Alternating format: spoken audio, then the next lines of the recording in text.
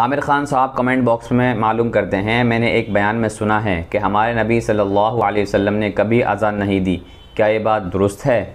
مذکورہ سوال کے جواب میں ہمیں دو بات سمجھنی ضروری ہیں۔ ایک تو ہے نفس اذان دینا اور ایک ہے نماز کے لیے اذان دینا۔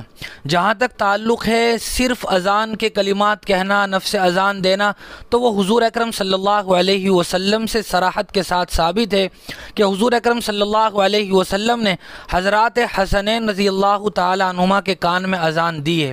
جہاں تک تعلق ہے نماز کے لیے اذان دینے کا، تو اس سلسلے میں محدثین کا اختلاف ہے۔